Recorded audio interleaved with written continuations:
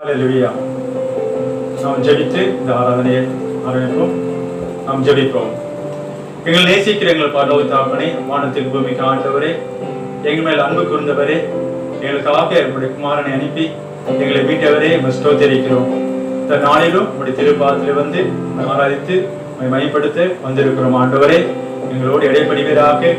உங்களுடைய நாமத்தினாலே எங்கே கூடுவீர்களோ அங்கே நடுவில் வருவேன்னு சொன்ன வார்த்தையின்படி மத்தியில் வந்து ஆண்டவரே இந்த ஆராதனை கலந்து கொள்கிற உடைய பிள்ளைகள் ஒவ்வொரு பேரையும் ஆசீர்வதிப்பீராக. இந்த ஆராதனை தொடக்கம் முதல் முடிவரை கர்த்தருடைய பிரசன்ன கிருபையை சூழ்ந்து கொள்வதாக இயேசு கிறிஸ்துவின் நாமத்தில் ஜெபிக்கிறோம் எங்கள் நல்ல பிதாவே, ஆமென். ஹல்லேலூயா. ஸ்தோத்திரம். சங்கீதம் 117 வாசிப்போம். ஜாதிகளே எல்லாரும் கர்த்தரை துதியுங்கள், ஜனங்களே எல்லாரும் அவரை போற்றுங்கள். அவர் நம்மேல் வைத்த கிருபை பெரியது, கர்த்தரின் உண்மை என்றென்றைக்கும் உள்ளது. அல்லேலூயா. ஸ்தோத்திரம். நாம் சேர்ந்து கர்த்தரை பாடி துதிப்போம். கர்த்தர் நல்லவர், அவர் கிருபை என்றும் உள்ளது. ஹல்லேலூயா. ஆண்டவர் எங்கே உண்டு அங்கே விடுதலை ஒன்று. ஆமென். ஹல்லேலூயா. நாம் கூடும் போதே ஆண்டவர் நமக்கு முன்னதாகவே அவர் பிரசன்னமாய் இருக்கிறார். ஹல்லேலூயா. நாம் சேர்ந்து பாடலை பாடுவோம். இயேசுராஜன் வந்து விட்டார்.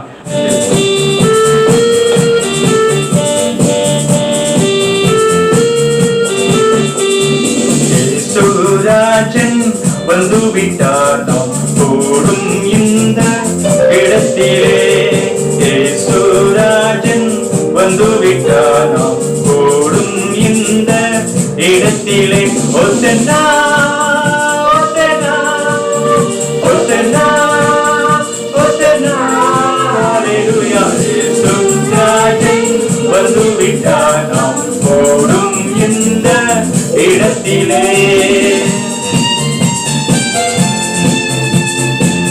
தேவன் ஆவியாளர் எங்கே உண்டோ அங்கு விடுதலை உண்டு.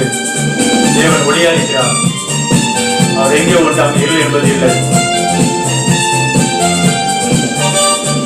இருளானேவும் வாழ்க்கைதான் இப்போ வெளிச்சமாகவே மாறுதே. இருளானேவும் வாழ்வுதான் இப்போ வெளிச்சமாகவே மாறுதே. இயேசுவின் பேரொளி நம்மேல் வீச எழும்பி ஜொலித்திடுவோம். இயேசுவின் பேரொளி நம்மேல் வீச எழும்பி ஜொலித்திடுவோம். இயேசுராஜன் வந்து விட்டார், நாம் கூடும் இந்த இடத்திலே.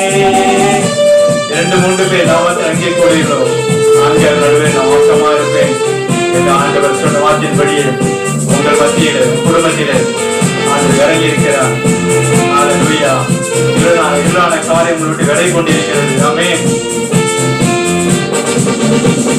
சாத்தானை ஜெயித்த இயேசுதான் நம்மில் உலாவி கொண்டு இருக்கிறார்.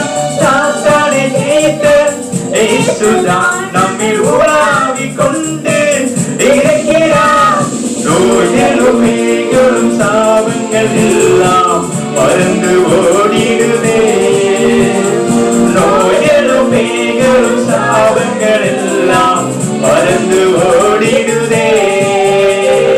இயேசுராஜன் வந்து விட்டார், நாம் கூடும் இந்த இடத்திலே.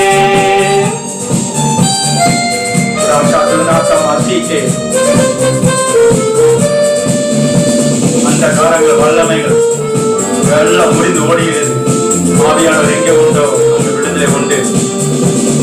அந்த கார வல்லமை முடிந்திட ஆவியானவர் இறங்கி இருக்கிறார்.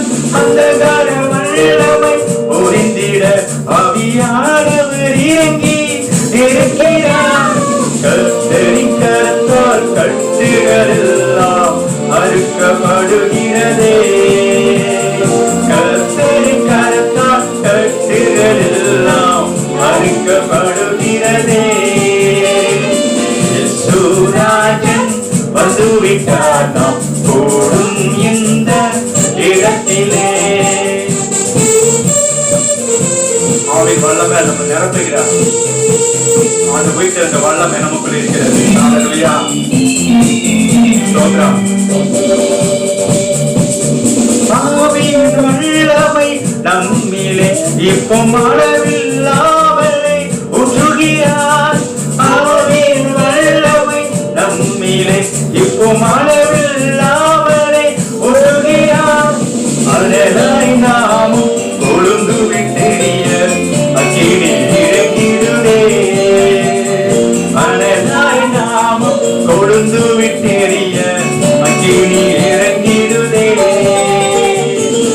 இயேசுராஜன் வந்துவிட்டார் நாம் போடும் இந்த இடத்திலே. அந்த ஆசீர்வதிக்கும் காரம் நம்ம இப்பொழுது கொஞ்சம் அமர்ந்திருக்கிறது. இந்த பாடலை பாடும்போது வீட்டில் காட்சிகள் உடைகிறது, அந்தகாரங்கள் விலகிறது. எப்பொழுது உங்கள் வாழ்க்கை தனிப்பட்ட வாழ்க்கையில குடும்ப வாழ்க்கையில விடுதலை நல்ல கால அந்தகாரம் விலகிறது. அல்லேலூயா. ஆசீர்வதிக்கும் கரங்களை நம் சிரசின் மேலே அமருதே. ஆசீர்வதிக்கும் கரங்களை நம் சிரசின் மேலே அமருதே. நன்மையும் கிருபை சுகமும் பெறணும் பாய்ந்து வருகின்றதே. நன்மையும் கிருபை சுகமும் பெறணும் பாய்ந்து வருகிறதே. இயேசுராஜன் வந்துவிட்டார் ஓடும் இந்த நேரத்திலே. ஓசன்னா ஓசன்னா ஓசன்னா ஓசன்னா அல்லேலூயா. இயேசுராஜன் வந்துவிட்டார் நாம் ஓடும் இந்த வேளையிலே. கரங்கள் தட்டி ஆண்டவர் ஸ்தோத்திரம். அல்லேலூயா. அதே கண்களை மூடி ஆராதிப்போம். அல்லேலூயா. தாழ்த்தி ஆண்டவரே, என் குற்றங்கள் குறையில பண்ணீங்க. கர்த்தருடைய பிரசன்னம் உங்களை ஆளுகை செய்யக்கூடாதபடிக்கு உங்களை தடையா இருக்கிற பாவக்காரிகள் அறிக்கைகிட்டு ஆண்டோட ஒப்பராவுங்க. வாயில திறந்து அந்நிய பாஷையில பேசி கர்த்தர் நாமத்தை மைப்படுத்துங்க. அல்லேலூயா.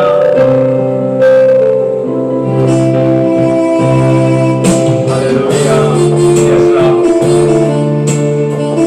அப்படியே புகழ் பண்ணிட்டு ஆண்டவருக்கு கரங்களை விரித்து நாம் பாடுவோம். அல்லேலூயா. ஸ்தோத்திரம்.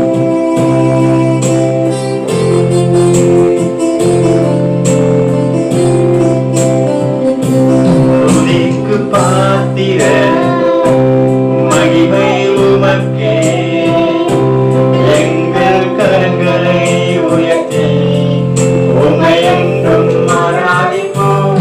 துதிக்கு பாத்திர மகிமை உமக்கே, எங்கள் கரங்களை உயர்த்தி உம்மை என்றும் ஆராதிப்போம்.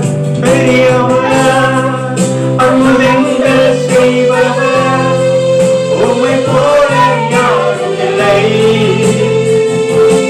உம்மை போல யாரும் இல்லை. பெரியவர் அற்புதங்கள் செய்பவர், உம்மை போல யாரும் இல்லை. உம்மை போல யாரும் இல்லை.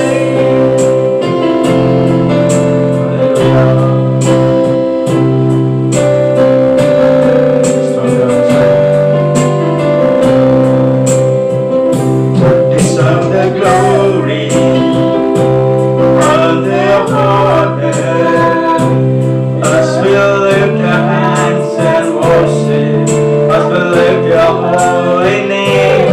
Deserve the glory and the honor, as we lift our hands and worship, as we lift your holy name. You are great, you are wonderful, so great. There is no one else like you. There is no one else like you. You are great, so great. There is no one else like you. There is no one else like you. Yes, Lord. உம்மை போல யாரும் இல்லை ஆண்டவரே. அற்புதங்கள் செய்கிற தேவன். உமக்கு நிகரானவர் பூமியில் யாரும் இல்லை அப்பா.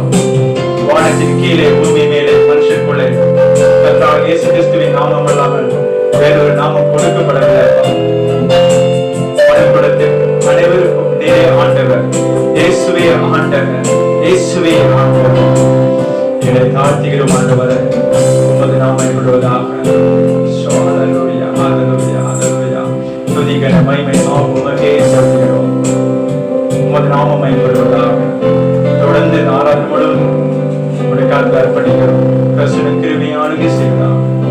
இயேசு கிறிஸ்துவின் நாமத்தில் ஜெபிக்கிறோம் நல்ல பிதாவே. ஆமென். ஹalleluya. ஸ்தோத்திரம். ஆண்டவர் ரட்சகருமாகிய இயேசு கிறிஸ்துவின் நிதான நாமத்தினாலே மெய்வொளி திருச்சபையின் சார்பாக உங்கள் யாவருக்கும் எங்களுடைய அன்பின் வாழ்த்துக்களை தெரிவித்துக் கொள்கிறோம். இந்த நாள்ல கூட பெரிய வெளிச்சம், இந்த மாதம் முழுவதும் நம்ம ஒளியை குறித்து தியானித்து வருகிறோம். இந்த நாள்ல கடந்த சில வாரங்கள்ல நம்முடைய சபை போதகர் ஒளியை குறித்து அநேக நற்செய்திகளை நமக்கு கிருபையாய் ஆண்டவர் எடுத்து கொடுத்ததை நமக்கு பகிர்ந்தளித்தார். இந்த நாள் அதன் தொடர்ச்சியாக பெரிய வெளிச்சம் என்ற தலைப்பின் கீழே தெய்வ வசனத்தை நாம் தியானிக்க போகிறோம். முன்பாக வேத வசனங்களை தியானிப்பதற்கு முன்பாக நாம் தலைகளை தாழ்த்தி கண்களை மூடி உருவசியாய் தேவனை நோக்கி பார்ப்போம். அன்பின் பரலோக தகப்பனே, ஆசீர்வாதமான இந்த வேலைக்காய் கூடி ஸ்தோத்திரம். இந்த நாள்ல கூட கர்த்தாவே இயேசப்பா, உடைய வார்த்தையில ஆண்டவரே இருக்கிற வெளிச்சத்தை நம்ம புரிந்து கொள்ளும்படி ஆண்டவரே உடைய வார்த்தையே வேதமே வெளிச்சம் என்று சொன்ன வார்த்தையின்படி ஆண்டவரே நாங்கள் வெளிச்சத்தை பெற்றுக் கொண்டவர்களாய் அவர்கள் வெளிச்சத்தின் மேல் வெளிச்சம் கண்டார்கள் என்று சொல்லி சொல்லப்பட்டிருக்கப்பா. ஆண்டவரே அப்படிப்பட்ட வெளிச்சத்தை நாங்கள் காண எங்களை அர்ப்பணிக்கிறோம். ஆண்டவரே உடைய வேதத்தில் உள்ள வெளிச்சங்களை பார்க்கும் போது எங்களுடைய இருதயத்தின் மன கண்கள் திறக்கப்படும் என்பதாக ஆண்டவரே நாங்கள் ஆண்டவரே வாசிக்கிறோமே. இந்த நாள்ல உடைய வார்த்தையின் வெளிச்சத்தை போட்டு எங்களுடைய இருதயத்தின் மன கண்களை திறந்து ஆண்டவரே அப்பா, இந்த நாள்ல ஆண்டவரே நீ வைத்திருக்கிற ஆண்டவரே அப்பா எங்களுடைய சித்தத்தை அறிந்து செயல்பட வாழ எங்களை அர்ப்பணிக்கிறோம். இந்த நாளுக்குரிய மன்னாவை நீர் எங்களுக்கு ஆண்டவரே பிட்டு தரும்படியாய் ஜெபிக்கிறோம், எங்களை அர்ப்பணிக்கிறோம். ஒரு விஷயம் தாழ்த்துற சாமி ஆண்டவரே உடைய சிலுவை நிழல்ல மறைத்து நீர் வெளிப்படுவீராக. உடைய ஆண்டவரே ஜனத்துக்கு தேவையான வார்த்தையை கொடுத்து நீர் தேற்றும்படியாய் நீர் ஆண்டவரே அவர்களை உயிர்ப்பிக்கும்படியாய் ஆண்டவரே அவர்களோடு கூட நீர் பேசும்படியாய் ஜெபிக்கிறேன், தாழ்த்துகிறேன், பெருமையாக்குகிறேன். இயேசுவின் நாமத்தில் ஜெபிக்கிறேன் நல்ல பிதாவே. ஆமென். ஆமென். இந்த நாள்ல கூட நம்ம வெளிச்சம், பெரிய வெளிச்சம் இந்த தலைப்பின் கீழே தேவ செய்தியை கேட்க இருக்கிறோம். கடந்த நாட்கள்ல எஸ்தர் என்ற புத்தகத்தை நம்ம முதலாம் வாரத்துல நாம் தியானித்தோம். இந்த நாள்ல கூட நாம் தானியேல் புத்தகத்திலிருந்து தியானித்து சில காரியங்களை, வெளிச்சத்தை குறித்து கர்த்தர் நம்மை வைத்திருக்கிற திட்டங்கள் என்ன, வெளிச்சத்தை குறித்து வேதம் நமக்கு என்னவாய் நமக்கு போதிக்கிறது என்பதை நாம் பார்க்கலாம். இரவுகோள் வசனமாக மத்தேயு 4ஆம் அதிகாரம் 15ஆம் வசனத்தை எடுத்து வாசிப்போம். இருளில் இருக்கும் ஜனங்கள் பெரிய வெளிச்சத்தை கண்டார்கள். மரண இருளின் திசைகளில் இருக்கிறவர்களுக்கு வெளிச்சம் உதித்தது. இந்த வசனம் கிறிஸ்துவை குறித்து சொல்லப்பட்ட வசனமாக இது இருக்கிறது. அந்த சுற்று பகுதிகளிலே அநேக அந்த இப்படிப்பட்ட இருள் ஆகிய வியாதி, இருளாகிய பயம், இருளாகிய திகில் கொண்டவர்களாய் இருந்தவர்கள் மத்தியிலே கிறிஸ்து அவர் ஒளியை உடையவராய், வெளிச்சத்தை உடையவராய் சுற்றி திரிந்தார். அந்த வெளிச்சத்தை மற்றவர்களுக்கு பகிர்ந்தளிக்கிறவராய் இருந்ததாகவும், அப்படிப்பட்ட அந்த மக்களிடத்திலே பெரிய வெளிச்சமாகிய கிறிஸ்து வெளிப்பட்டார் என்பதாகவும் வேதம் சொல்லுகிறது. ஏசாயா தீர்க்கதரிசி 9ஆம் அதிகாரத்திலே 2ஆம் வசனம் எப்படியாக சொல்லப்படுவதாக, அது முன்பு தீர்க்கனால் சொல்லப்பட்ட அந்த வார்த்தை கிறிஸ்து வெளிப்பட்ட போது, கிறிஸ்து பூமியில் வந்த போது அது நிறைவேறியதாக அந்த வசனம் சொல்லப்படுகிறது. இந்த நாள்ல கூட கிறிஸ்து எந்த இடத்திலெல்லாம் வருகிறாரோ அந்த இடத்தில் வெளிச்சம் உதிப்பதாக சொல்லப்படுகிறது.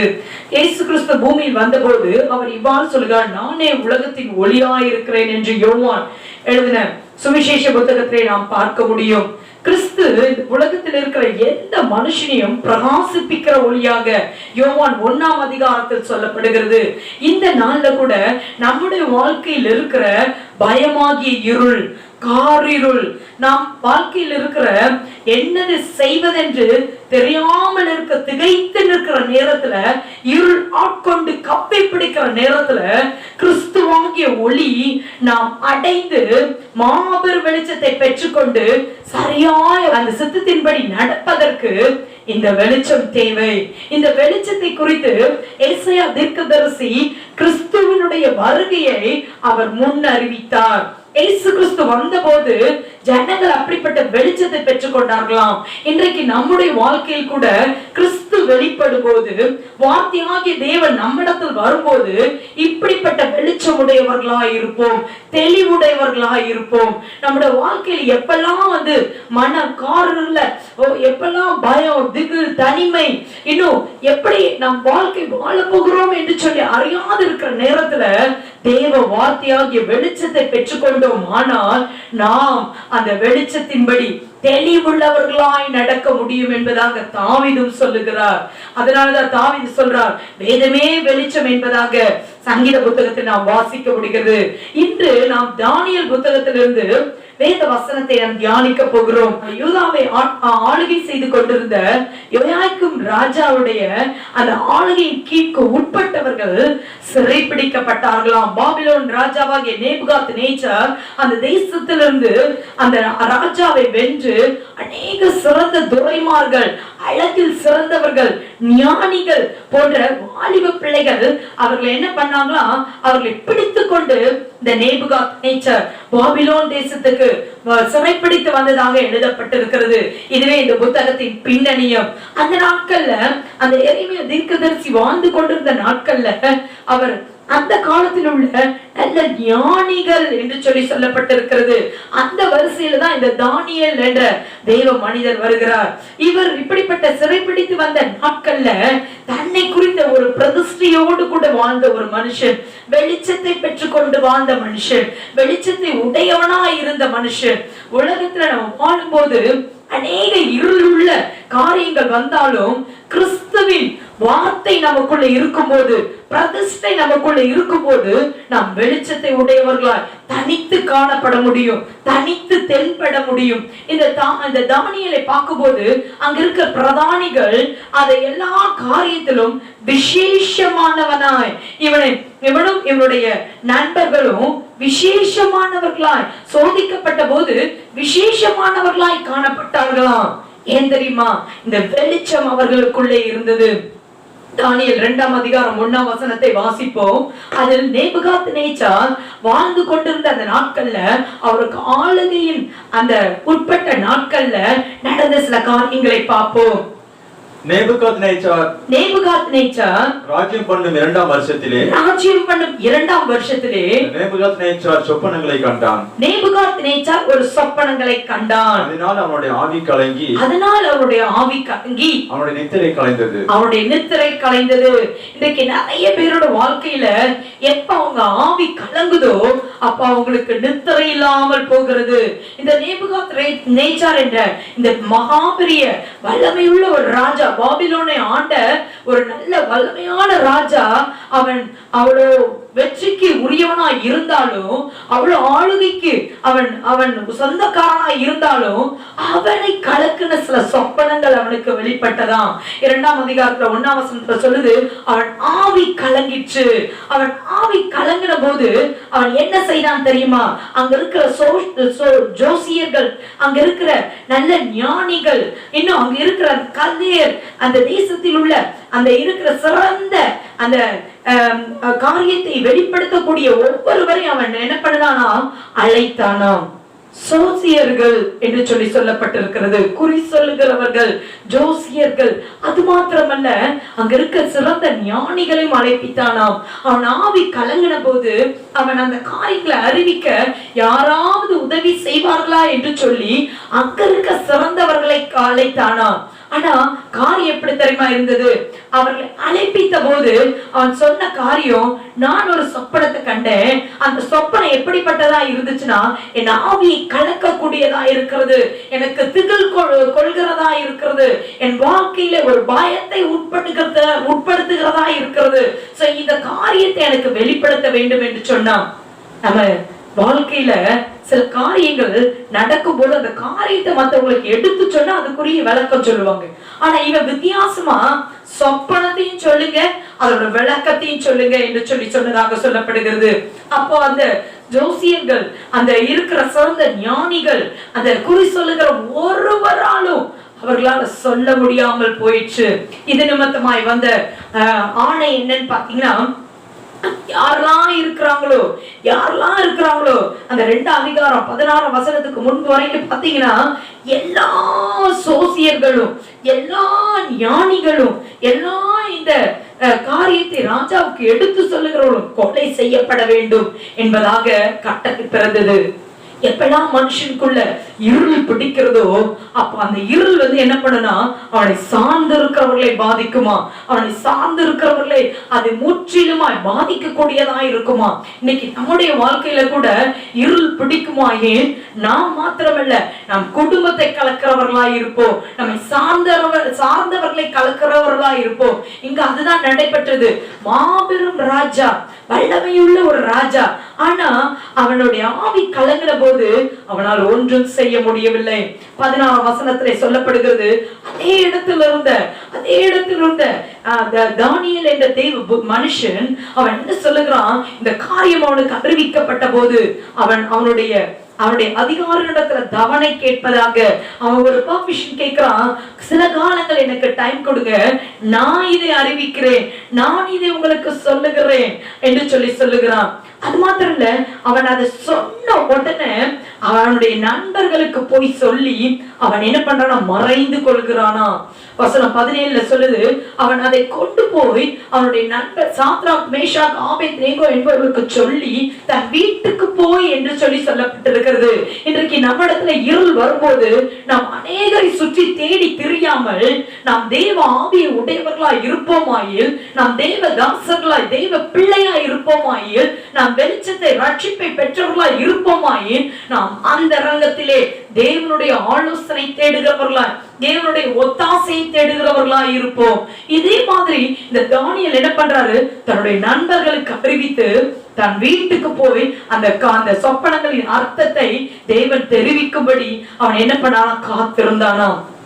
அப்படி காத்திருந்த அன்று இரவிலே அவனுக்கு அது சொப்பனங்களின் மறைபொருள் வெளிப்படுத்தப்பட்டுச்சான். என்ன ஆச்சரியம் பாருங்க. இன்றைக்கு நம்ம இந்த நாட்கள்ல இதுக்குரிய தீர்வு அநேக தாசர்கள் சொல்றாங்க, அநேக தேவ தாசர்கள் சொல்றாங்க. இந்த காரியம், இப்படிப்பட்ட கொள்ளை நோய், சரித்திரத்தில் காணாத ஒரு கொள்ளை நோய் நம்முடைய தேசங்களை ஆட்கொண்டு பயமுறுத்தி கலக்கி கொண்டிருக்கிறது. இந்த நாட்கள்ல நாம் மறைந்து கொண்டு சும்மா இருக்கிறோமா? நாம் மறைந்து கொண்டு நாம் இப்படிப்பட்ட காரியங்களை பேசி இன்னும் அதிகமா இருளே நாம் பயந்து கலங்கி நடுங்கிக் கொண்டிருக்கிறோமா? தானியேல் செய்த காரியம் தன் நண்பர்களுக்கு அறிவித்து அவன் என்ன பண்ணானா, ஆண்டவர் பட்சமாய் அவன் தன் தாழ்த்தி சொப்பனத்துக்கு மறைபொருளை வெளிப்படுத்தும்படி கேட்டானா. இன்றைக்கு நம்முடைய வாழ்க்கையில கூட அநேக தேவதாசர்கள் தன்னை தாழ்த்தி ஜெபிக்கிறது. இந்த விசுவாச ஒவ்வொரு விசுவாசிகளையும் ஜெபிக்க ஒருமுகப்படுத்த காரணம் என்ன தெரியுமா? தேவன் தான் இதற்கு தீர்வு, தேவன் தான் இதற்கு வெளிச்சத்தை கொடுத்து இந்த காரியத்துக்கு ஒரு முடிவை உண்டு பண்ணுகிறவர். இங்கு அப்படிப்பட்ட காரியம் நடைபெற்றது. தானியேல் அதே 2ஆம் அதிகாரத்துல 21ஆம் வசனத்தை வாசிப்போமா? அவர் காலங்களையும் சமயங்களையும் மாற்றுகிறவர். ஆமென், ஹல்லேலூயா. அதுக்கு அடுத்து ராஜாக்களை தள்ளி ராஜாக்களை ஏற்படுத்துகிறவர். ஞானிகளுக்கு ஞானத்தையும் அறிவையும் கொடுக்கிறவர். 22ஆம் வசனமும் அவரே ஆழமும் மறைபொருளுமானதை வெளிப்படுத்துகிறவர். இருளில் இருக்கிறதை அவர் அறிவார், வெளிச்சம் அவரிடத்தில் தங்கும். ஹல்லேலூயா. இந்த நாள்ல கூட அவர் 2ஆம் அதிகாரம் 21ஆம் வசனத்துல தானியேல் பிரகடனப்படுத்தினதை பார்க்கிறோம். அவர் காலங்களையும் சமயங்களையும் மாற்றுகிறவர், ராஜாக்களை தள்ளி ராஜாக்களை ஏற்படுத்துகிறவர். அப்படிங்கிற தெளிவு அவரிடத்தில் இருந்தது. இதை வாயினாலே பிரகடனப்படுத்தினார். அது மாத்திரமல்ல, ஞானிகளுக்கு ஞானத்தையும் அறிவாளிகளுக்கு அறிவையும் கொடுக்கிறவர் அவர். ஏனென்றால் இருளில் இருக்கிற ஜனங்களுக்கு இருள் அவர்களை கப்பி பிடிக்கும் பொழுது கர்த்தரிடத்தில் வெளிச்சம் இருப்பதாக அவர் பிரகடனப்படுத்தினார். அது நிமித்தமா மறைபொருள் அவளுக்கு வெளிப்படுத்தப்பட்டதாம். அது நிமித்தமா அந்த காரியத்தின் அவருடைய சொப்பனமும் முழுமையும் அவருக்கு வெளிப்படுத்தப்பட்டதாம். இன்றைக்கு நம்முடைய வாழ்க்கையில கூட இந்த காரியங்கள் சில நேரத்துல நம்ம எப்பொழுது கேட்கிறது உண்டு, ஏன் எனக்கு இந்த காரியங்கள் நடக்கிறது, ஏன் எனக்கு மட்டும் இந்த பிரச்சனை, ஏன் இப்படியா நடந்து கொண்டிருக்கிறது, ஒரு முடிவு வராதா என்று சொல்லி நாம் திகைத்து கொண்டிருக்கும் போது வசனம் சொல்லுகிறது, அவர் காலங்களையும் சமயங்களையும் மாற்றுகிறவர். அது மட்டுமல்ல, ஞானிகளுக்கு ஞானத்தை கொடுக்கிறவர், அறிவாளிகளுக்கு அறிவை கொடுக்கிறவர். இன்றைக்கு எந்த காரியத்திற்கு ஒரு முடிவு என்றாலும் அது கர்த்தருடைய கொடுக்கிற ஒரு நித்திய முடிவாக இருக்குமாயின் அதற்கு முடிவு உண்டாகும். தேவனை தானியேல் நன்றாய் அறிந்திருந்தார். அதனால அவர் என்ன பண்ணார்னா, வெளிச்சம் அவரிடத்தில் உண்டு என்பதாக அவன் தைரியமா அவன் என்ன பண்ணானா, அவன் எடுத்து கூறினானா. அதோடு கூட மாத்திரமல்ல, அந்த சொப்பனத்தையும் ராஜாவுக்கு அறிவித்தான். கரங்கத்திலே ஆண்டவருக்கு ஸ்தோத்திரம் சொல்லுமா, ஸ்தோத்திரம் ஸ்தோத்திரம் ஸ்தோத்திரம். இந்த நாள்ல கூட தானியேல் அந்த சொப்பனத்தை நேபுகாத்நேச்சார் பார்த்த அந்த சொப்பனத்தை கர்த்தர் தானியேலுக்கு ராக்காலத்திலே வெளிப்படுத்தினாராம்.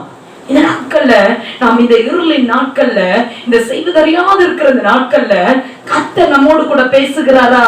கர்த்தர் நம்மை குறித்த திட்டங்களை வெளிப்படுத்துகிறாரா? எதிர்காலம் எப்படியா இருக்குமோ என்று திகைத்து கொண்டிருக்கிற நேரத்துல நான் உன்னோடு கூட இருக்கிறேன் என்பதாக கர்த்தர் உங்களோடு கூட பேசுகிறாரா?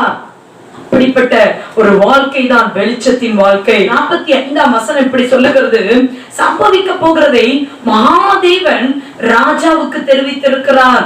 சொப்பனமானது நிச்சயம், அதன் அர்த்தம் சத்தியம் என்று சொல்லி உறுதியாக சொல்லுகிறான்.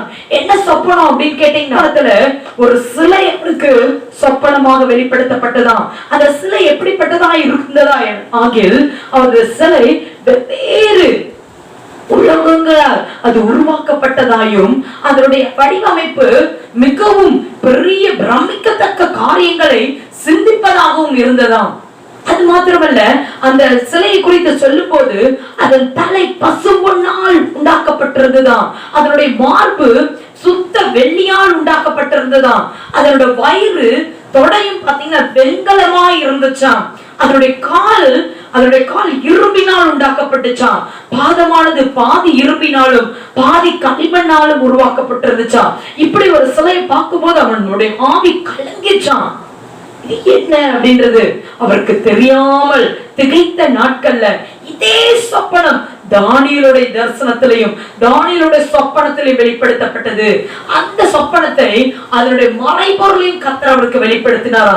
நீங்கள் உண்மையாய் தேவனுடைய ஆவியை உடையவர்களா இருந்தால், தேவ பிள்ளைகளா இருந்தால், நீங்கள் என்னெல்லாம் காரியங்களை கடந்து வருகிறீர்களோ அந்த காரியத்துக்குரிய அர்த்தத்தையும் அந்த காரியத்துக்குரிய அதனுடைய கடை தொகையையும் அதன் மறைபொருளையும் கர்த்தர் உங்களுக்கு கற்றுக் கொடுத்து நடத்துவார். இங்கு நடந்த சம்பவம் என்னவென்றால், இந்த காரியங்கள் என்ன, ஏன் இப்படிப்பட்ட வேறு உலகங்களால் உருவாக்கப்பட்ட சிலை வந்தது என்று சொல்லி தானியேல் விவரிக்கிறான். அவருடைய தலையானது, அந்த சிலையோட தலையானது அது ராஜாவினுடைய ஆளுகை செய்து கொண்டிருக்க நேபுகாத் ராஜாவுடைய ராஜ்யத்தை குறிக்கிறதாக the kingdom of Babylon என்று சொல்லி அவன் விளக்கி சொல்லுகிறான். இரண்டாவதாக அந்த மார்பும் புயமும் அந்த வெள்ளியினால் அந்த காணப்பட்ட அந்த ராஜ்யமானது மேதிய பிரஷ்ய ராஜ்யமாக பிரிக்கப்பட்டு போகும் என்பதாக அந்த இரண்டு ராஜ்யத்தை சித்தரிப்பதாக இருப்பதாக அவனை விவரித்து சொல்லுகிறான். அந்த தொடையும் வயிறுமானது வெண்கலத்தால் காணப்பட்ட அந்த சிலையோட அர்த்தமானது கிரேக்க பேரரசு என்று சொல்லி அலெக்சாண்டர் தி கிரேக்க, அந்த அலெக்சாண்டர் தி கிரேட் என்று சொல்லி ஆளுகை செய்த அந்த ராஜ்யத்தை அவர் முன்பாகவே கர்த்தர் வெளிப்படுத்தின காரியத்தை தானியேல் தெளிவாக அவருக்கு வெளிப்படுத்துகிறார். அதோடு கூட அது தொடர்ந்து வருகிற அந்த காலில் காணப்பட்ட இரும்பு, அதை எதற்கு சித்தரிக்கிறது என்றால் மாபெரும் ராஜ்யமாகிய ரோம பேரரசை குறிப்பதாக அங்கு சொல்லப்படுகிறது. அது மாத்திரமல்ல, காலில் காணப்படுகிற அந்த இரும்பு கலந்த களிமண் எதை குறிக்குன்னா அதை தொடர்ந்து பின் வந்த ராஜ்யத்தை குறிக்கிறது. இவை எல்லாம் எல்லாம் முடிந்த பிறகு ஒரு கையால் பெயர்க்கப்படாத ஒரு கல் வந்து இந்த சிலையை தகர்த்து போட்டதாம், இந்த சிலையை தட்டி உடைத்து போட்டதாம். அந்த கல் யாருன்னா கிறிஸ்துவின் ராஜ்யம் என்பதாக அது குறிக்கப்பட்டது. இன்றைக்கு நம்முடைய வாழ்க்கையில அநேக காரியங்கள் திகைப்பு உண்டு பண்ணுகிறதா? தானியேல் இந்த காரியம் நிச்சயம், இது சத்தியம் என்று சொல்லி தேவ வெளிச்சத்தை பெற்றுக்கொண்ட மனிதன் அதை பிரகடனப்படுத்தினான், அதை நிச்சயமாய் சொன்னான். ராஜாவுடைய வாழ்க்கையில திகைப்பு உண்டு பண்ணுது. திகைப்பை அவனுக்கு நம்ப முடியல. நான் கண்ட சொப்பனத்தை அப்படியே சொல்லுகிறானே இவர் எப்படிப்பட்டவனோ என்று சொல்லி 47ஆம் வசனம் இப்படியாய் சொல்லுகிறது. 47ஆம் வசனத்தை வாசிப்போமா? 2:47. ராஜா தானியேலை நோக்கி நீ இந்த மறைபொருளை வெளிப்படுத்தினபடியால் மெய்யாய் உங்கள் தேவனே தேவர்களுக்கு தேவனும் ராஜாக்களுக்கு ஆண்டவனும் மறைபொருளை வெளிப்படுத்துகிறவருமாய் இருக்கிறார் என்றான். அது மாத்திரம் ராஜாவும் அதை அறிக்கையிட்டானா, எல்லா தேவர்களுக்கும் அவர்தான் தேவன், எல்லா ராஜாக்களுக்கும் அவர்தான் ராஜா, அவர்தான் எல்லா ரகசியத்தையும் அறிந்தவர் என்பதாக சொல்லி அவனை மேன்மைப்படுத்தினான் என்று சொல்லி பார்க்கிறோம். இதனால கூட வெளிச்சம் என்ற தலைப்பின் கீழே மறைபொருளும் வெளிச்சமும், இன்றைக்கு நம்ம நடந்து கொள்கிற நம் வாழ்க்கையில நாம் கற்றுக்கொள்கிற பாடம், நாம் வாழ்ந்து வருகிற வாழ்க்கையில நாம் கற்றுக்கொள்கிற பாடம், அதுக்கு இருக்கிற பின்னால் இருக்கிற மறைபொருளை அறிந்து கொள்ள வேண்டும் என்றால் நாம் வெளிச்சத்தை பெற்றிருக்கிறவர்களா இருப்பது அவசியம். இன்றைக்கு நாம் வெளிச்சத்தை உடையவர்களா இருக்கிறோமா? அப்பொழுது வேதத்தை ஆராய்வோம், கர்த்தருடைய ஆலோசனை கேட்போம். ஏன் இப்படி நடக்கிறது என்று கேள்வி கேட்பதற்கு பதிலாக கர்த்தாவே, இதை குறித்து நீ என்னவாய் சித்தம் வைத்திருக்கிறேன், நான் என்ன செய்ய வேண்டும், இந்த நாட்கள்ல நான் செய்ய வேண்டிய காரியம் என்ன என்று சொல்லி வேதத்தோடு நம் வாழ்க்கையை ஆராய்ந்து பார்க்கிறவர்களாய் இருப்போம்.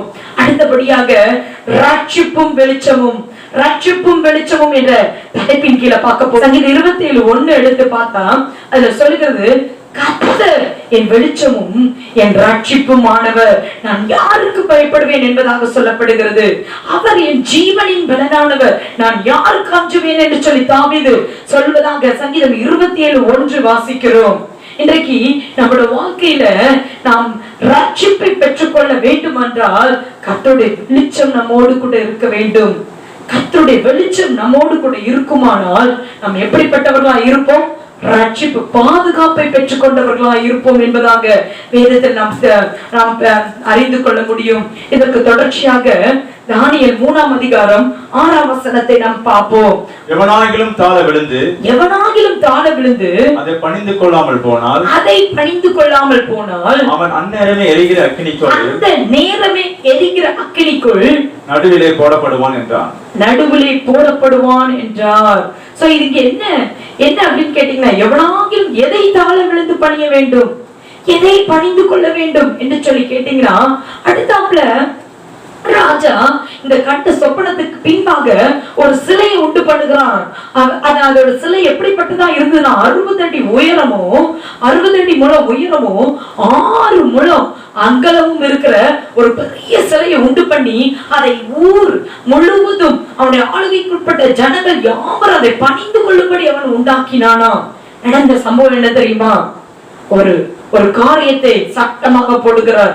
எவனாகிலும் இதை பணிந்து கொள்ளலனா அவனுக்கு அக்கினி சூளை தண்டனை என்று சொல்லி சொல்லப்படுகிறது.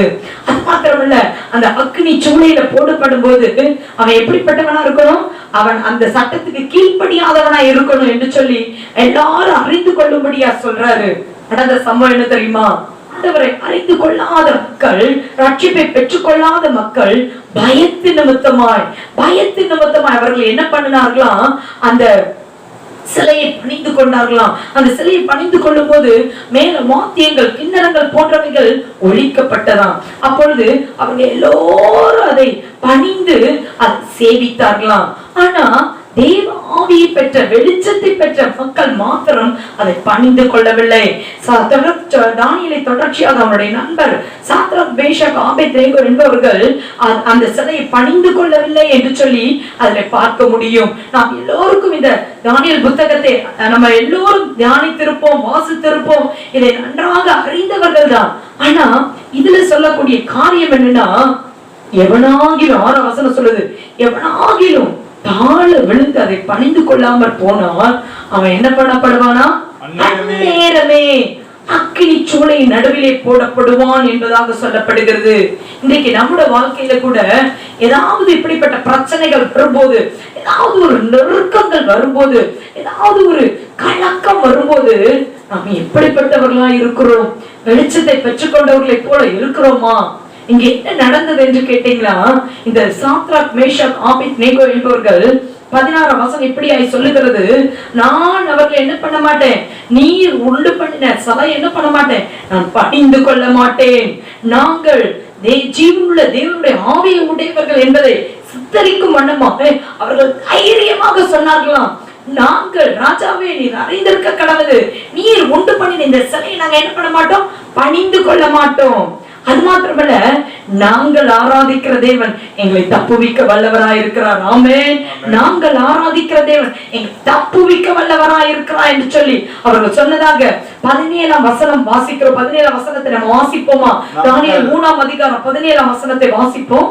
நாங்கள் ஆராதிக்கிற எங்கள் தேவன், நாங்கள் ஆராதிக்கிற எங்கள் தேவன் எங்களை தப்புவிக்க வல்லவராயிருக்கிறார், எங்களை தப்புவிக்க வல்லவராயிருக்கிறார். எரிகிற அக்கினி ஜுவாலைக்கும் அவர் எரிகிற அக்கினி சூளைக்கும் ராஜாவாகிய உம்முடைய கைக்கும் நீங்களாக்கி விடுவிப்பார். 18ஆம் வசனத்தை தொடர்ந்து வாசிப்போம். விடுவிக்காமல் போனாலும் உம்முடைய தேவனுக்கு ஆராதனை செய்வது, நாங்கள் உம்முடைய தேவனுக்கு ஆராதனை செய்வதும் இல்லை, நீர் நிறுத்தின பொற்சிலையை நாங்கள் பணிந்து கொள்வதும் இல்லை என்கிறது ராஜாவாகி உமக்கு தெரிந்திருக்க கடவுது என்று சொல்லி தைரியமாக அவர்கள் எதிர்த்து பேசினதாக சொல்லப்படுகிறது. இந்த இடத்துல நாம் அறிந்து கொள்ளக்கூடிய வேத வெளிச்சம் என்றால், நாம் அநேக பிரச்சனைக்குள்ள வரும்போது நம்முடைய விசுவாசம் எப்படிப்பட்டதா இருக்கிறது? ரட்சிப்பு என்பது விசுவாசத்தினாலே நாம் பெற்றுக்கொள்வது. இந்த விசுவாசம் ரட்சிக்கப்படுகிற யாவருக்கும் எப்படி வருகிறதா? எப்படி இந்த ரட்சிப்பு பெற்றுக்கொள்ள முடியுமா? விசுவாசத்தை கொண்டு ரட்சிக்கப்பட்டீர்கள் என்று சொல்லி வேத வசனம் சொல்லுகிறது. இது உங்களால் உண்டானதல்ல, தேவனுடைய ஈவு என்று சொல்லி சொல்லப்பட்டிருக்கிறது. இந்த ஈவான காரியத்தை நாம் பெற்றுக்கொள்ள வேண்டும் என்றால் நமக்கு விசுவாசம் அவசியம். எல்லா சூழ்நிலைகளும் நாம் விசுவாசத்தை உடையவர்களா இருப்பது அவசியம். அதனாலதான் 1 பேதுரு 1ஆம் அதிகாரம் 7ஆம் வசனம் இப்படி சொல்லுகிறது, வாசிப்போமா? அழிந்து போகிற பொன் அக்கினினாலே சோதிக்கப்படும். அழிந்து போகிற பொன் அக்கினினாலே சோதிக்கப்படும். அதை பார்க்கிலும் அதிக விலையேற பெற்றதா இருக்கிற உங்கள் விசுவாசம் சோதிக்கப்பட்டு இயேசு கிறிஸ்து வெளிப்படும்போது உங்களுக்கு புகழ்ச்சியும் கனமும் மகிமையும் உண்டாக அது வெளிப்படும் என்பதாக சொல்லப்படுகிறது. இங்கு இந்த சாத்ராக் மேஷாக் ஆபேத்நேகோ என்ற தெய்வ மனிதர்கள் அவருடைய விசுவாசம் சோதிக்கப்பட்டது. இந்த விசுவாசமானது அக்கினியினாலே என்ன பண்ணப்பட்டது? சோதிக்கப்பட்டது. விசுவாசம் அக்கினியினாலே சோதிக்கப்படும். அக்கினி பரீட்சை நம்ம உட்படுத்தப்படுவது எல்லாருக்கும் உண்டான அது தேவ நீதி. இன்றைக்கு நாம் நிறைய பேர் தேராத விசுவாசத்துல தேராத மக்கள் நாம் சொல்லுவது உண்டு, எனக்கு மட்டும் கிறிஸ்தவர்களா இருக்கிற எங்களுக்கு மட்டும் ஏன் இந்த பிரச்சனை? நாங்க தான் ஜெபிக்கிறோமே, நாங்க தான் வேதத்தை வாசிக்கிறோமே, எங்களுக்கு ஏன் இந்த பிரச்சனை நடக்கு என்று சொல்லி கேட்பது உண்டு. தேவ ஜனமே, ரட்சிக்கப்படாத மக்களுக்கும் உனக்கும் வித்தியாசம் உண்டு. ரட்சிக்கப்படாத பாதுகாப்பில்லாத மக்களுக்கு உனக்கு வித்தியாசம் உண்டு. உன்னுடைய விசுவாசம் அக்கினியினாலே சோதிக்கப்பட்டு அது எப்படிப்பட்டதா? விலையேற பொன்னை பார்க்கல விலையேறப்பட்டதா இருக்கிற விசுவாசம் அது நாளை நிலை நிற்குமா?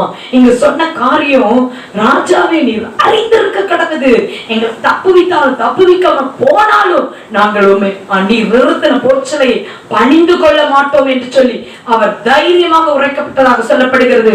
இந்த நாள்ல கூட நாம் அப்படிப்பட்ட விசுவாசம் உடையவர்களாய் இருப்பது அவசியம்.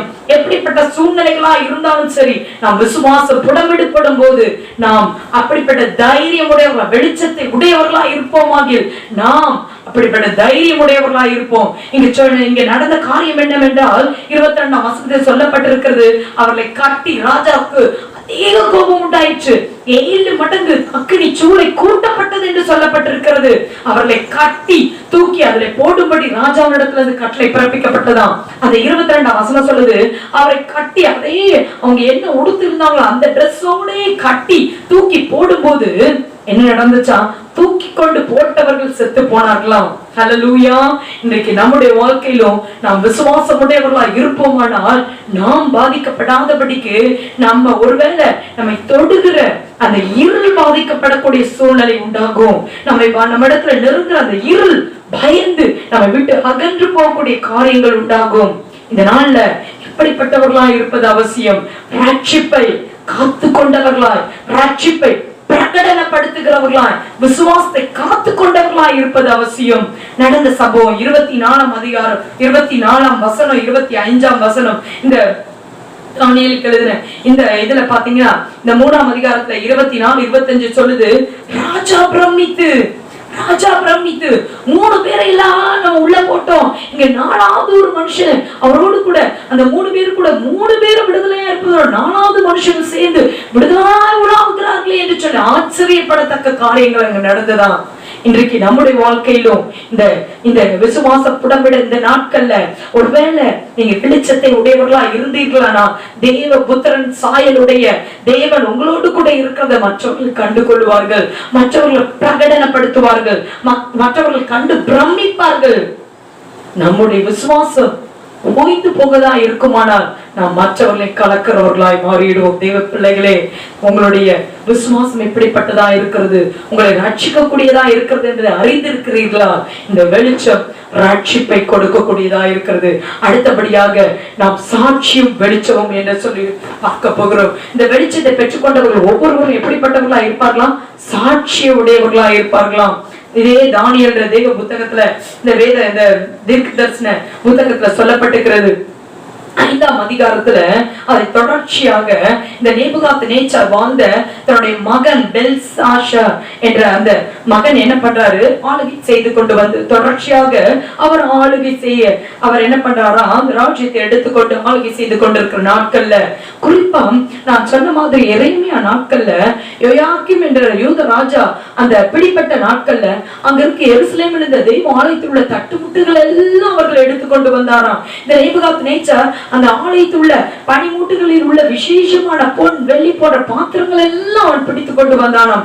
அந்த பாத்திரத்திலே துணிகரமாய் இந்த 5ஆம் அதிகாரம் 1ஆம் வசனம் சொல்கிறது, அந்த பெல்ஷாஷார் 1000 பேருக்கு ஒரு விருந்து பண்ணினானாம். அந்த விருந்துல அந்த தேவாலயத்தின் பாத்திரங்கள் எடுத்துட்டு வர சொல்லி அதுல அவனும் அவருடைய பிரபுக்களும் அவருடைய மனைவிமார்களும் அவருடைய வைப்பாட்டிகளும் என்ன பண்ணாங்களாம், அதுல திராட்சரசம் பரிமாறப்பட்டு அவர்கள் எல்லோரும் அதை அதில் உண்டு பானம் பண்ணி அதை மகிழ்ந்திருந்தார்கள் என்று சொல்லி சொல்லப்படுகிறது. இன்றைக்கு நேரத்துல நடந்த காரியம் என்ன தெரியுமா? இன்னைக்கு நம்முடைய வாழ்க்கையில கூட பரிசுத்த சில காரியங்களை தகாத விதத்துல பயன்படுத்தும் போது, இன்றைக்கு நம் சபைக்கு உட்பட்டு நம் சபையில போய் ஆராதித்து ஆலயத்துல பரிசுத்தமாய் செய்கிற அந்த காரியங்களை நாம் தகாத விதமாய் தகாத காரியங்களுக்கு நம்ம உட்படுத்தும் போது, அதை நம்ம அசட்டை பண்ணும் போது நடக்கிற காரியம் என்னவா இருக்கும் தெரியுமா? இங்க சொல்லப்பட்டிருக்கிறது, ஒரு கையுறுப்பு பூசப்பட்ட அந்த சாந்து பூசப்பட்ட செவுத்திலே வந்து எழுதிச்சான். அந்த எழுத்து எப்படிப்பட்டதா இருந்தது? மற்றவர்கள் படிக்கக்கூடிய அளவுக்கு தெரியக்கூடிய காரியமா இருந்தா. எனக்கு ரொம்ப ஆச்சரியமா இருந்துச்சு. ராஜாவுக்கு தான் இந்த தரிசனம் தெரியப்பட்டது. அவன் கல்தைய மறுபடியும் சோசியர்கள் அவன் அப்பா எப்படி செய்தாரோ அதே மாதிரி எல்லா ஞானிகளையும் கூப்பிட்டு அதை வாசிக்க சொல்லுகிறான். ஒருவரால் அதை வாசிக்க கூடாமல் போயிடுச்சு. அவனுடைய ஆவி கலங்கி அவனுடைய முகம் வேறுபட்டுதான். பயத்துல அவனுடைய கால்கள் நடுங்கிச்சான். இப்படி இருக்கிற நேரத்துல 6ஆம் வசனம் சொல்லுது, அவனுடைய முகம் மாறி போய் இருக்கிற நேரத்துல 10ஆம் வசனத்துல அந்த 5ஆம் அதிகாரம் 10ஆம் வசனம் சொல்லுது, இதை கேள்விப்பட்ட ராஜாவின் மனைவி விருந்து சாலைக்குள் உட்பிரவேசித்து, ராஜாவே என்றும் வாழ்க என்று சொல்லி அவனை புகழ்ந்தவாறு, ஏன் உடைய முகமா வேறுபட்டு இருக்கிறது, ஏன் உடைய முகம் கலங்கி போயிருக்கிறது, கவலைப்படாதீங்க. 11ஆம் வசனத்தை நம்ம வாசிப்போம். 5:11 நம்ம வாசிப்போம் என்றால், உம்முடைய ராஜ்யத்திலே ஒரு புருஷன் இருக்கிறார். உம்முடைய ராஜ்யத்திலே ஒரு புருஷன் இருக்கிறார். அவனுக்குள் பரிசுத்த தேவனுடைய ஆவி இருக்கிறது. அவனிடத்திலே பரிசுத்த தேவனுடைய ஆவி இருக்கிறது. பிதாவின் நாட்களில் வெளிச்சமும், இது எப்படிப்பட்ட உம்முடைய பிதாக்களின் நாட்கள்ல வெளிச்சமும், விவேகமும், தேவர்களின் ஞானத்துக்கு ஒத்த ஞானமும், அவனிடத்தில் காணப்பட்டது. ஆகையால் உம்முடைய பிதாவாகிய நேபுகாத்நேச்சர் என்னும் ராஜாவானவர் அவனை சாஸ்திரிகளுக்கும் ஜோசியருக்கும் கல்தேயருக்கும் குறிசொல்லிகளுக்கும் அதிபதியாக வைத்தார். இங்க பாருங்க நடந்த காரியம் என்ன. பெல்ஷாத்சார் அவருடைய தகப்பன் காலத்துல நடந்த காரியத்தை மறந்து போயிட்டு, அது மாத்திரம் இல்ல, இவர்கள் எல்லாருக்கும் ஒரு தலைவன் இருக்கா. அந்த தலைவனை கூப்பிட்டு கேட்கறதுக்கு பதிலா அவன் கீழே இருக்கிற எல்லாவற்றையும் என்ன பண்ணா, கூப்பிட்டு அதை விசாரித்து கேட்டானா. இன்றைக்கு நம்முடைய வாழ்க்கையில கூட சில சமயங்கள்ல சில காரியங்கள் நாம் சந்தோஷமா இருக்கும் போது, சில திகில் பிடிக்கும் போது, சில நம்முடைய அந்த காரியங்கள் நம்முடைய வாழ்க்கையில சில டவுன்ஸ் நம்முடைய வாழ்க்கையில் ஏற்படும் போது, சில சரிவுகளுக்கு உட்படுத்தும் போது நாம் செய்ய வேண்டிய காரியத்துக்கு மாறாத சில காரியங்களை செய்து கொண்டிருப்போம். இங்க நடந்த காரியம் என்ன, அந்த எழுதப்பட்ட எழுத்தை எல்லாராலும் வாசிக்க முடிந்ததான், ஆனா ஒருத்தரால கூட அர்த்தம் சொல்ல முடியல. இந்த நேபுகாத்நேச்சார் காலத்தில் வாழ்ந்த எல்லாவற்றுக்கும் அதிபதியா உயர்த்தி வைத்த தானியேலை அவருடைய மனைவி அறிந்திருந்தாள். அவருடைய மனைவி அவரிடத்துல விசேஷித்த ஆவி உடையவன் என்றும் வெளிச்சம் அவனிடத்தில் இருந்தது என்றும் அவன் அறிந்தது நிமித்தமாய் அவன் என்ன சொன்னா, அவனை குறித்து சாட்சி சொன்னதாக சொல்லப்பட்டிருக்கிறது. அவன் இந்த காரியத்திற்கு அர்த்தத்தை சொல்லுவான் என்று சொல்லி சாட்சி சொன்னதாக சொல்லப்பட்டிருக்கிறது. இன்றைக்கு வெளிச்சம் உங்களிடத்தில் இருக்குமானால் அநேகர் மற்றவர்களை உங்களை அறிந்து சாட்சி சொல்வார்கள். நான் மற்றவரிடத்துல போய் எனக்கு ஆண்டவர் இப்படி செய்தார், என்னை காப்பாற்றினார் என்று சொல்வதற்கு பதிலாக அவர்களே வந்து உங்களை குறித்து சாட்சி சொல்வார். இந்த வெளிச்சம் நம்மை சாட்சி, நம்முடைய சாட்சி மற்றவர்களுக்கு முன்பாக தெரியும்படியா இந்த வெளிச்சம் உங்களை மற்றவர்களுக்கு முன்பாக பிரகாசிக்க பண்ணும் என்பதற்கு ஐயமே இல்லை. இந்த நடந்த சம்பவத்துல என்னன்னா, தானியேல் வராரு. தானியேல் வந்து அந்த காரியத்தை விளக்கி சொல்லுகிறார். ராஜாவே, நீ தராசிலே நிறுக்கப்பட்டு நீங்க என்ன பண்ணீங்க, குறை உள்ளவனாக காணப்பட்டீர் என்பதாக சொல்லப்படுகிறது. அது மாத்திரமல்ல, உங்களுடைய அப்பாவுக்கு நடந்த அடுத்த சம்பவம் என்னன்னா, அவருக்கு அறிவிக்கப்பட்ட எல்லா காரியமும் நடந்துருச்சு. ராஜ்யங்களை குறித்த பின் வரையக்கூடிய எல்லா காரியங்களும் அவருக்கு சொப்பனமாக அறிவிக்கப்பட்டது. அவர் அது மாத்திரமல்ல, அந்த நாட்கள்ல அவர் பெருமை கொண்ட போது 4ஆம் அதிகாரம் 30-31 அவர் பெருமை கொண்டு நான் கட்டின பாபிலோன் அல்லவா என்று சொல்லும் போது அவருடைய அந்த ராஜ்யம் அவரை விட்டு எடுபட்டு தேவ புத்திரன் வந்து ஆளுகை செய்ததாகவும், மிருகங்களுக்கு ஒத்த நகங்கள் மாத்திரம் மிருகங்களுக்கு ஒத்த இருதயம் உண்டானதாகவும், சில 7 காலங்கள் 7 சீசன்ஸ் வந்து அவர் அந்த இடத்திலேயே இல்லை என்று சொல்லியும் அவருக்கு விவரித்து காட்டினார். இதெல்லாம் நடந்ததெல்லாம் பெல்ஷாத்சார் அறிந்திருந்தார். ஆனாலும் துணிகரமாக அவர் தப்பு செய்தது நிமித்தமாய் பரிசுத்த பனிமூட்டுகளை, பரிசுத்த தேவனுடைய காரியங்களை தகாத விதமாய் அதை எண்ணி பாவித்தது நிமித்தமாய் இன்னைக்கு வந்த பெரிய தண்டனை என்னன்னு பாத்தீங்கன்னா, அவர் சொல்றாரு அதுக்குரிய காரியம் என்னன்னா, ராஜ்யம் உங்களை விட்டு எடுப்பட்டு என்ன பண்ணப்படும், அது 2 ராஜ்யமா பிரிந்து போகும் என்று சொல்லி சொல்லப்பட்டார். அன்னைக்கு சொன்ன அந்த நாளே, அதாவது 4ஆம் அதிகாரத்தோட 5ஆம் அதிகாரத்தோட கடைசியில பாத்தீங்கன்னா, அந்த சொன்ன நாளிலே அவர் என்ன பண்ணப்பட்டாராம், கொலையுண்டு அவர் மரித்து போனதாக சொல்லப்படுகிறது. அது மாத்திரமல்ல, அவருக்கு சொன்ன காரியம் என்ன தெரியுமா, அந்த தானியேலுக்கு அதை விவரித்த நிமித்தமா அதுல சொல்லப்பட்டிருக்கு, அவனுக்கு நல்ல கழுத்துக்கு சரப்பணியாம், ரதாம்பரமான ஆடையாம், அவனுக்கு சொல்லப்பட்ட எல்லா மேன்மையா அந்த ராஜ்யத்துல 3ஆம் அதிகாரியாக அவன் உயர்த்தப்பட்டு போனானாம். இன்னைக்கு நாம் இதில் கற்றுக்கொள்ளக்கூடிய காரியம் என்ன, இதை தொடர்ச்சியா தியானிக்கும் போது எனக்கு ஆச்சரியமா இருந்துச்சு. ரொம்ப ஒரு பயங்கர ஒரு வெளிப்பாடு, எனக்கு பயங்கர ஆச்சரியமான வெளிப்பாடை கொடுத்தது. இன்றைக்கு நம்முடைய வாழ்க்கையில வெளிச்சத்தை உடையவர்களா இருக்கிறோமா? நாம் சாட்சி மற்றவர்களுக்கு முன்பாக தெரிகிறதா? நம்முடைய கண்கள் எப்படிப்பட்டதா இருக்கிறது? இன்னைக்கு தெய்வ ஆலயத்தை குறித்து இன்னைக்கு எல்லாம் பூட்டப்பட்ட இந்த நாட்கள்ல, நாம் தெய்வ வார்த்தையை தியானிக்க அழைக்கப்பட்ட இந்த நாட்கள்ல தேவனோடு கூட நம் வாழ்க்கை எப்படியா இருக்கிறது, நாம் எந்த இடத்துல நாம் எப்படியாய் செய்ய வேண்டும் என்று தெய்வ ஆலோசனை பெற்றுக்கொள்ள தெய்வ சமூகத்துல அமர்வதற்கு பார்க்கிறோம். மாறாக நாம் துணிகரமாக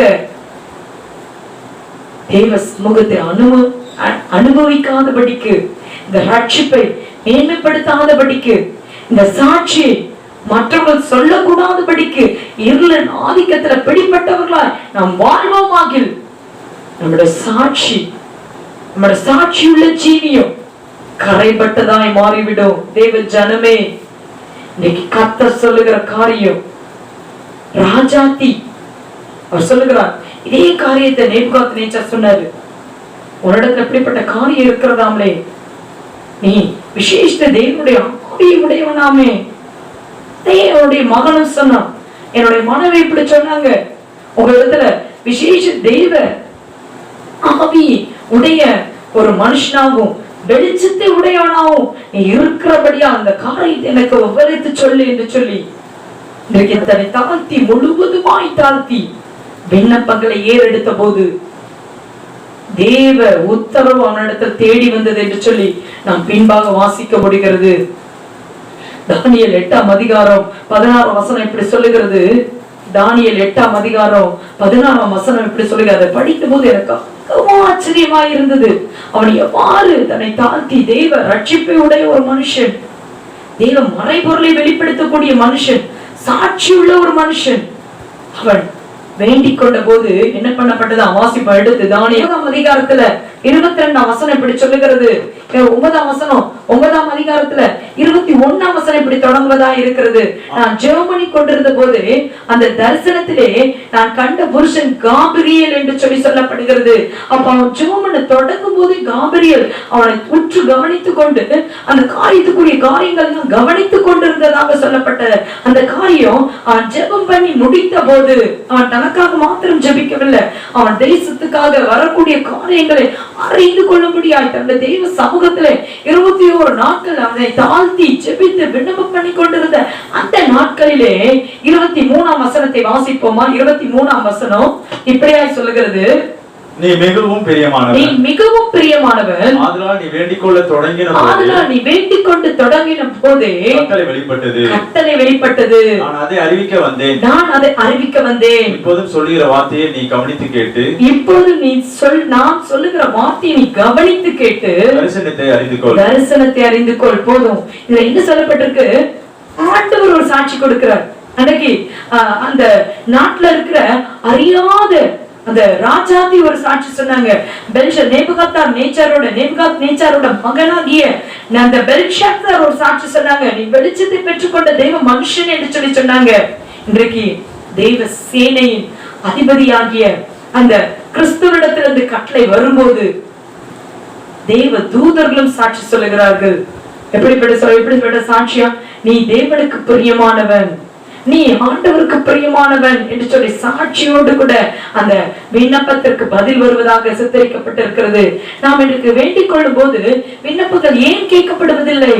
நம்முடைய விண்ணப்பங்கள் தேவ சமூகத்துக்கு பிரியமா இருக்கிறதா? இன்னைக்கு நம்முடைய வாழ்க்கை கர்த்தருக்கு பிரியமானதா இருக்கிறதா? நான் சொன்ன மாதிரி வெளிச்சம் நம்ம இடத்துல ஒதிக்கும் போது இருள் என்ன பண்ணுமா? கடந்து போகுமா? நம்முடைய வாழ்க்கையில் இருக்கிற அநேக நிறைய ஆன்சர் பண்ணப்படாத क्वेश्चंस எல்லாம் என்ன பண்ணப்படும்? ஆன்சர் பண்ணப்படும். மறைபொருள்கள் வெளிப்படுத்தப்படும். இன்னும் அநேக காரியங்களை தானியேல்ல நாம் தியானிக்க முடியும். நிறைய மறைபொருள்கள், நிறைய காரியங்கள், வரக்கூடிய காரியங்கள் தானியேல்ல நாம் வாசிக்க முடியும். இதெல்லாம் யாரு சிந்திக்க கடவன்? அறிவுள்ளவன், ஞானம் உள்ளவன், உட்கார்ந்து இந்த கணக்கு பார்க்க கடவன் என்பது வெளிப்படுத்தலையும் சொல்லப்பட்டிருக்கிறது.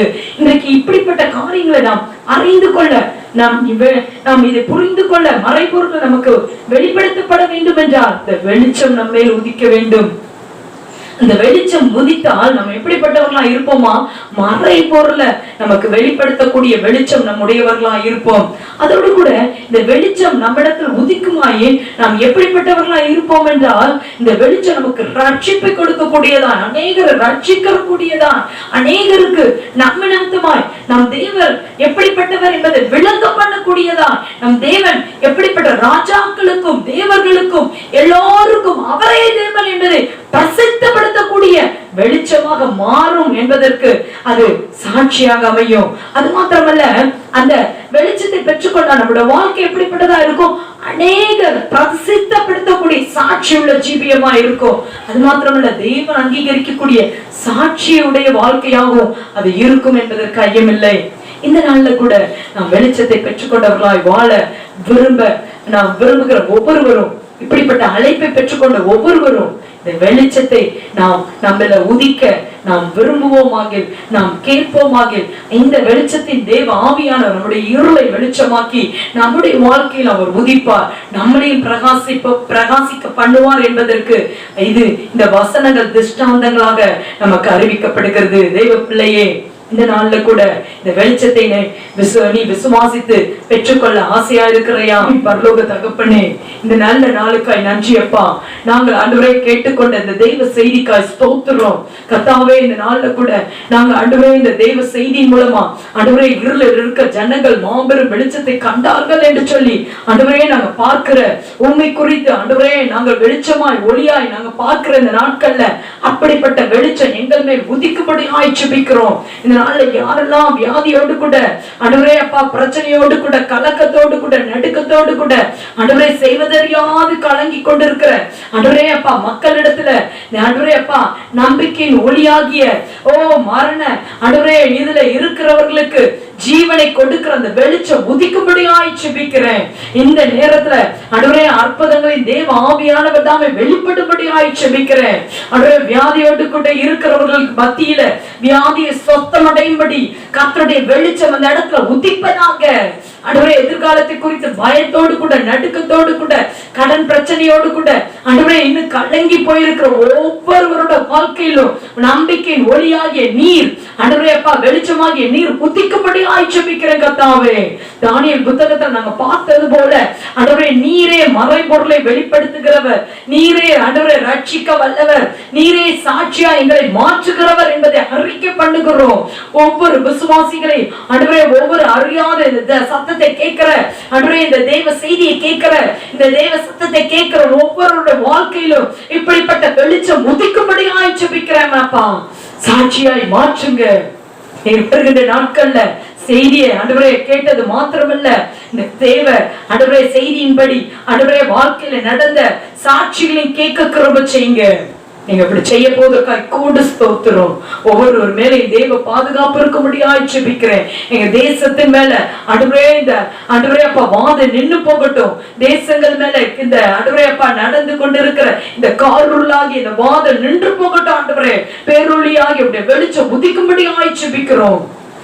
அப்பா எங்களுடைய தலைவர்கள் மேல இந்த பேரொளியாகி வெளிச்சம் உதிப்பதாக. எங்களுடைய பட்டணங்கள்ல, எங்களுடைய கிராமங்கள்ல இந்த வெளிச்சம் உதிப்பதாக இயேசுவின் நாமத்தினாலே. கர்த்ததாமே அப்பா இப்படிப்பட்ட நற்செய்திகளை கேட்க கிருபை செய்யுங்க. நாங்கள் விசுவாசிக்கிறோம் ஆண்டவரே. எங்கள் விசுவாசமானது சோதிக்கப்படும் போது தைரியமாய் நின்று எதிர்த்து ஆண்டவரே அப்பா விசுவாசத்துல வெற்றி பெற்ற ஆண்டவரே உடைய தாசர்களை போல நாங்களும் வெற்றி உடங்களா வாழ எங்களை ஒப்பு கொடுக்கிறோம். கடத்துல ஆண்டு நடத்துங்க. உடைய நாமம் மகிமைப்படட்டும் ஐயா. இயேசுவின் நாமத்தில் ஜெபிக்கிறோம் நல்ல பிதாவே, ஆமென். ஆண்டவர் வார்த்தைக்கு ஆண்டவருக்கு நன்றி சொல்லுவோம். நாம் ஜெபிப்போம். நம்முடைய கர்த்தராகிய இயேசு கிறிஸ்துவின் கிருபையும் பிதாவாகிய தேவனுடைய அன்பும் பரிசுத்த ஆவியானவருடைய அனுநயிக்கமும் நம்மளோடும் நம்முடைய குடும்பத்தாரோடும் பரிசுத்தவான்கள் யாவரோடும் கூட இப்பொழுதும் எப்பொழுதும் என்றிருப்பதாக. ஆமென். கர்த்தர் தாமே ஆசீர்வதிப்பாராக. God bless you.